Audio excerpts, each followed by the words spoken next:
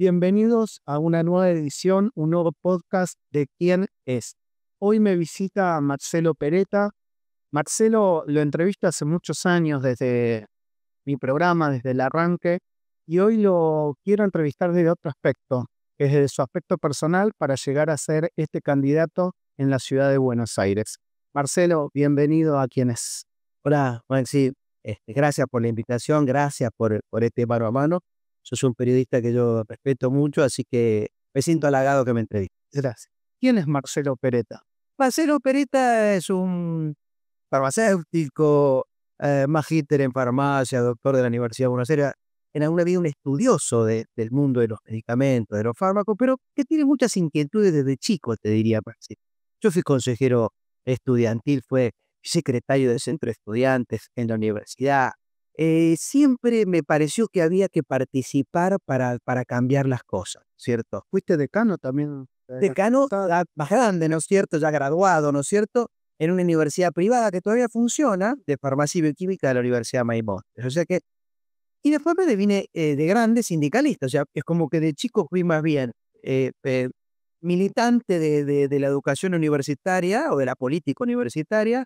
Después, de graduado y posgraduado, estudié en Estados Unidos, después me vine, fui decano, y después se me dio la oportunidad de participar en el Sindicato de Farmacéuticos y Bioquímicos, o sea, la asociación que representa mi profesión, y ahí me encantó, me gustó, o sea, nosotros negociamos el salario a todos los bioquímicos y farmacéuticos del país. Entonces, bueno, siempre en este mundo, siempre en esta actividad, me casé, tengo 2 hijos, Valentín, mi mujer Mariel, y tengo 2 hijos, Valentina y Tiziana. Así que bueno, soy nombre completo. Me parece importante esto que decís de nombrar a la familia porque es muy importante a la gente que incursiona en la política que haya justamente un apoyo familiar. Siempre se dice, no, el político, si no está el apoyo familiar me parece que no hay nada. No, es imposible. Yo le doy mucho valor a la familia. De hecho, entre los 12 puntos que tiene nuestro partido político, el Movimiento Plural, le hemos puesto de volver a la esencia de la familia. Mirá, si vos podés tener distintos puntos de vista con tu hermano, en caso que tengas, con tu primo, ni hablar con tu mamá, con tu papá, con tus hijos, con tu abuelo, pero esa discrepancia es mínima frente a la discrepancia que puedes tener con el resto del mundo. Siempre es mejor la familia. Siempre el que te va a comprender, que te puede criticar, que te puede dar un tirón de oreja, y está bien, porque te lo hace de buena fe. La familia te lo hace de buena fe. Ahora, Es la que mejor te conoce, ¿no? obviamente, La que convive con vos, ¿sabes? obviamente. Entonces, para mí la familia cumple un rol muy importante. Yo educo a mis hijos en ese sentido de la familia, de, de hablar, de escucharse, de apoyarse, de si cometemos errores, corregimos, pero seguimos adelante. Y bueno, ojalá que mis hijos continúen ese concepto. Digo ojalá porque viste que hay una tendencia que la familia no es tan importante, ¿viste? Bueno, si está, está, si no está, no está. Y creo que ahí el kirchnerismo particularmente no le dio eh, la jerarquía que la familia tenía. Pero no sé si es una cuestión de época, tal vez es un fenómeno mundial, ¿viste? Posiblemente sea así. Viste que está toda la teoría hoy que se está perdiendo la familia en el mundo occidental en Sí, general. Y de hecho también está el tema de que cada vez se tiene menos hijos, ¿no? también. Falta tolerancia a esto de poder criar a otro.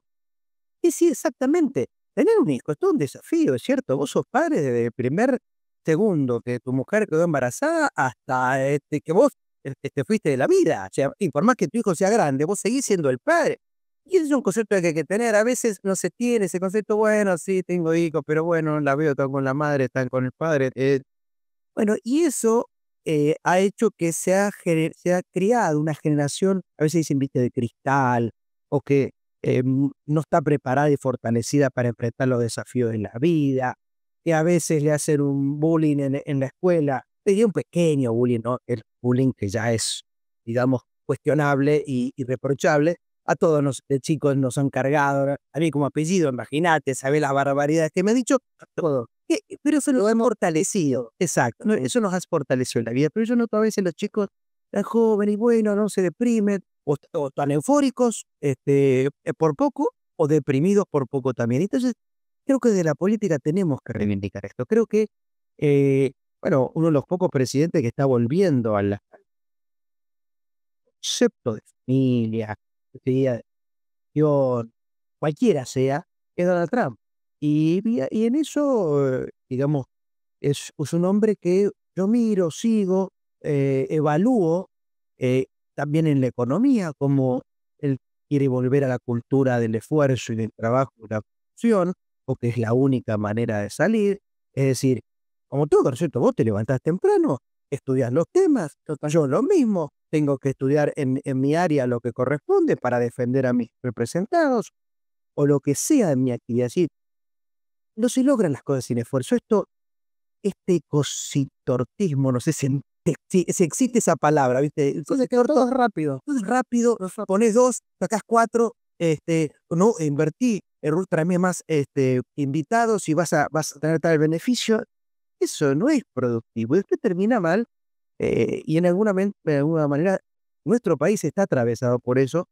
Entonces, si soy electo, me gustaría dar vuelta a esa página de la especulación financiera y volver a la producción en la economía. Bueno, importante, dar vuelta a la especulación financiera, volver a la producción, volver al trabajo. Y en base a eso me gustaría preguntarte, porque bueno, a través del sindicato y del sindicalismo has escrito mucho, ¿no? Tenés, la verdad, que gran cantidad de libros, entre ellos el derecho a poder elegir un sindicato. Contale a la gente cómo sería esto y por qué lo escribiste. Lo escribí porque no puedes elegir tu sindicato. Vos me dirías, pero ¿cómo?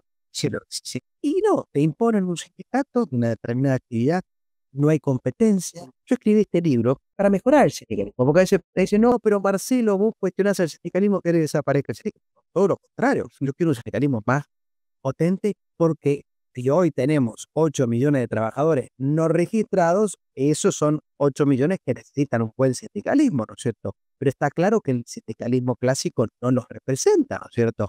Bueno, entonces mi libro tiene que ver con actualizar las normas sindicales, volver al concepto sindical, pero valiente, no el concepto sindical actual que vos ves que detrás de cada sindicalista hay un empresario que defiende sus propios intereses Y no lo colectivo. y no lo colectivo. Es decir, se ampara en lo colectivo para defender lo individual, pero lo individual lo de él, no lo individual lo de su miembro. Entonces, es obvio que eh, la gente en la Argentina dice la palabra sindicalista y se cruza de vereda, ¿cierto? Entonces, bueno, yo quiero represtigiar el sindicalismo.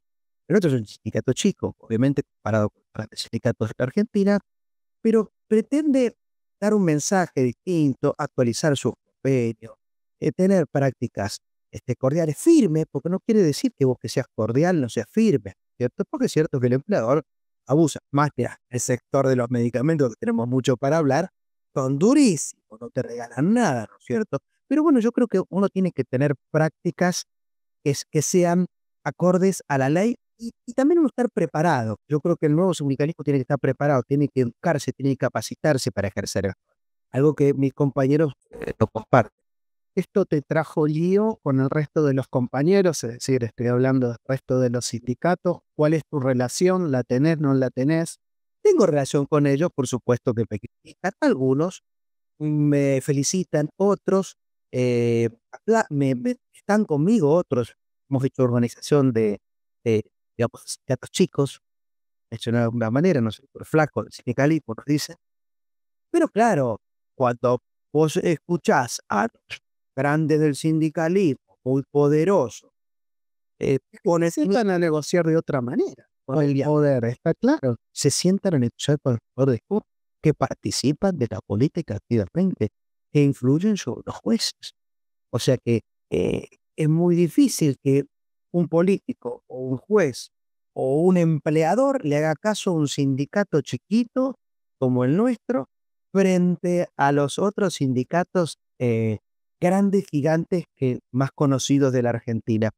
Y bueno, eso está mal, eso en Europa no pasa. Yo en mi libro tomo el concepto del sindicalismo francés, sindicalismo italiano, bastante, bastante actualizado, bastante, digamos, renovado, y no por eso más débil, al contrario, influye en el empleador, influye en las políticas, y consigue logros para los trabajadores, que es el objetivo de cada sindicato, sin perjudicar al tercero. Yo creo que el clic que tiene que hacer el sindicalismo argentino, mis queridos compañeros, es decir que nosotros tenemos que trabajar por los nuestros, indudablemente, sin perjudicar al tercero. O sea, el logro que nosotros tengamos que hacer tiene que ser entre nosotros y el empleador, entre nuestros afiliados y el empleador. No podemos hacer prácticas que perjudican al tercero, me refiero a cortes, agravios, etc. Marcelo, decime desde qué pensás, ¿no? Desde uno piensa en el sindicato y siempre lo asocia al partido peronista, es decir, todos los sindicalistas son todos peronistas. Y vemos en los últimos años que eso no es tan así. ¿Cómo te catalogas vos respecto a eso y qué tenés para decirle a la gente? Mira, el sindicalismo, cuando vos tomás la historia del sindicalismo argentino, de corte o de perfil de izquierda, socialistas, comunistas, tiene un concepto muy duro. Sí, asociado a la autarquía. Exacto. Por supuesto que a partir de 1945, con la llegada de Perón a Argentina, muchos sindicalistas se hicieron peronistas, ¿no es cierto? También había, antes de la llegada de Perón, algunos sindicalistas de corte radical, ¿no es cierto?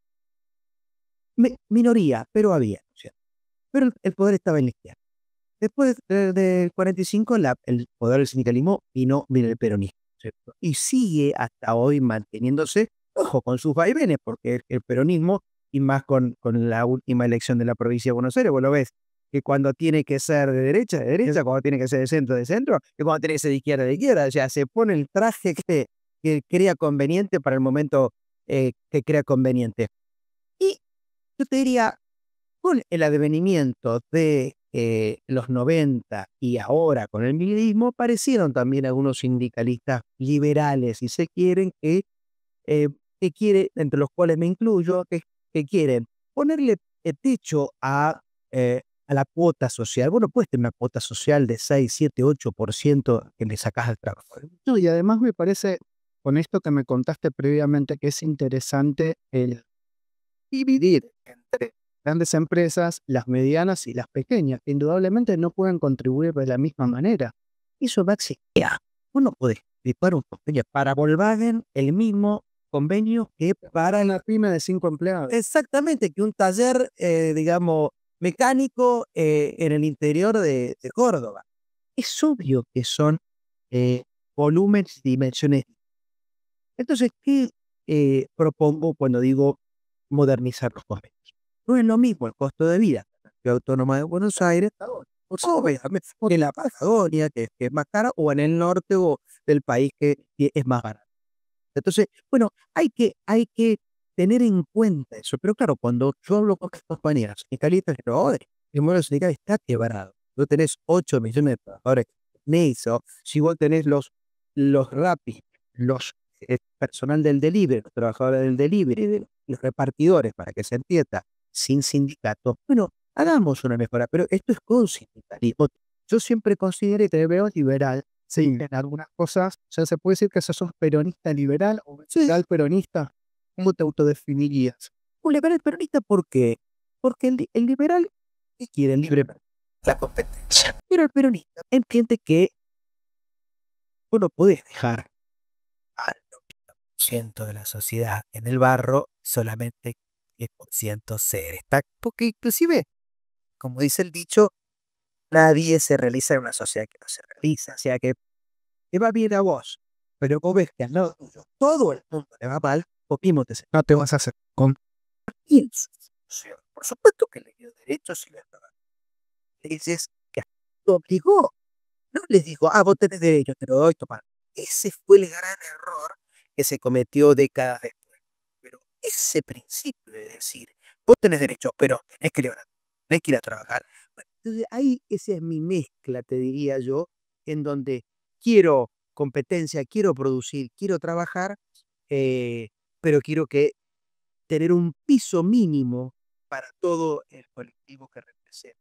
hacia el negocio de los laboratorios. Contame, Marcelo, qué estás viendo todo lo que acabamos de saber a través de las noticias. Mira, hace 15 años que yo vengo denunciando, porque ellos financian a los partidos políticos, ya cambio a los políticos, les permiten que funcionen libremente y le garantizan todas las licitaciones, o sea, el Estado compra el 45% del total de los medicamentos. Entonces, Vaya dar es negocio esto, ¿no? pobre, y te doy el número, 8.000 millones de dólares. Ese es el presupuesto anual, en la facturación anual de los laboratorios. O sea, muchísima plata. Si vos te garantizás a través de un contacto político el 45% de esos 8.000 millones de dólares, fíjate, como a través de licitaciones amañadas. Entonces, esto empezó, para hacer un poquito de historia, en la primera presidencia de Cristina Fernández, cuando ella acepta que ciertas droguerías y laboratorios financian su campaña, y a cambio aparecen años después que circula mucha efedrina sin control en la República Argentina. Narcos empiezan a instalarse, el triple crimen, que vos te acordarás. El estruchos para cobrar, digamos, reintegros que de medicamentos que se habían Parecen todas entregados. noticias aisladas, pero que las empezamos a escuchar. Y vas Exactamente. linkeando y vas asociando. Y todo tenía relación con eso, porque con que los laboratorios y las droguerías financiaban a la política. Entonces, si el ANMAT los controlaba, el Ministerio de Salud, o el sindicato, o alguna asociación, por alguna razón, le decía, che, la ley, vendé con recetas el circuito que corresponde, controlar como corresponde. Bueno, seguramente, Marcelo, ahí me vas a hablar de los medios, ¿no? Porque también vemos en los medios de comunicación la mayoría de la torta publicitaria privada que viene de medicamentos. Entonces la pregunta es, ¿cómo haces? ¿O cómo los medios pueden después criticar eso? Bueno, el segundo problema en el mundo de los medicamentos y la política son los medios masivos de comunicación, los malos periodistas. Los periodistas ensobrados, como se dice vulgarmente. ¿Por qué? Reciben sobre los laboratorios para hablar bien de un determinado medicamento, para hablar bien de un determinado tratamiento, para vender, lisa y llanamente, ¿no es cierto? Y bueno, muchos son adalides de esos laboratorios, no puede decir nada. De hecho, el episodio con el periodista de Radio Mitre que tuve, que le fui a pedir explicaciones, Feynman, con exactamente, que le fui a pedir explicaciones por qué me maltrataba, ¿no es cierto?, por qué me insultaba, por qué me agraviaba, y eso había afectado a mi hijo, y por eso fui con mi hijo para que se disculpe. Bueno, él está financiado por los laboratorios. De hecho, los periodistas de Radio Mitre esa misma tarde me llaman, 2 periodistas, y dicen, mirá, Marcelo, el tema viene por los laboratorios. Es así, es así, es así. Pero claro, entonces, ¿cómo vos vas a creer en un comunicador que te dice tal o cual bondad, pero en realidad está financiado, ¿no es cierto?, por un laboratorio? Entonces, el segundo aspecto de la ley que yo quiero sancionar, aprobar en el Congreso en caso de que sea electo, es esta, es decir, obligar al periodismo a blanquear la relación de sus sponsors con el medio o con el programa o con el periodista. Que no estaría mal, de hecho eso Para nada. pasa en la pauta oficial. En la pauta oficial vos tenés que emitir una factura y tenés que decir claramente Entonces, cuánto te pagaron y por qué. en Estados Unidos pasa mucho esto. Viste que la cadena Fox está de un lado, la ABC del otro, la CBS del otro. Bueno, cada uno tiene, pero ellos plantean. Entonces vos cuando escuchás, ya sabés a qué intereses responden. Y punto, hacen su periodismo, la gente le creerá más o menos, pero es transparente. Acá no puedes tener un periodista, o más de uno, que se asocia a un infectólogo y me dicen y barbaridad, ay, sí, y en realidad ocultan que tienen intereses comerciales con quienes están hablando a favor. Entonces, eso también quiero cortarlo, ¿no? Sí, el problema es que acá estás jugando con la salud. O sea, es salud, no es tenés un interés ideológico, es salud. Ese es el punto. Entonces, si vos estás machacando en tu programa para que alguien se aplique un determinado producto, use un determinado, o se lleve un determinado tratamiento adelante, es costoso. Bueno, ese interés tenés que explicitarlo, porque si no la gente te cree y después se descubre, yo diría cientos de casos judiciales donde se descubren en la connivencia entre infectólogos, periodistas y los laboratorios para mentir, directamente para vender tratamientos que no eran lo que decían ser, ¿no es cierto? Entonces, ahí hay que poner límite y, por supuesto, frenar la automedicación, el uso abusivo de medicamentos. Vos no puedes tener de las 7 de la mañana hasta las 4 de la mañana, que medicamento, y que no te explica. Te dice, tomá, 1, 2, 3, 4, sí, tomás ahí. Nada, de un organismo que tiene que velar por los intereses de los ciudadanos, que no dé conferencia de prensa, pasa en la Argentina, en la FDA, que tú hablas de la FDA en Estados Unidos, se presa, hablar de la EMEA en Estados Unidos, se presa. Yo quiero transparencia. Con esos tres aspectos, cortar el vínculo laboratorio con la política, cortarlo o sincerar el vínculo en laboratorio con los medios de comunicación, con los periodistas, y con una política de uso más racional de los medicamentos, educación al consumidor de medicamentos, va a ser como tenés una mejor ley. Y frente a todo esto, me gustaría terminar estos pequeños concedidos con una frase que vos tenés en tu página. Sí, pero actuar. Pereceta actuar. Prefiero ser criticado por sincero que respetado por hipócrita. ¿Qué quisiste decir? A mí me gusta ser sincero.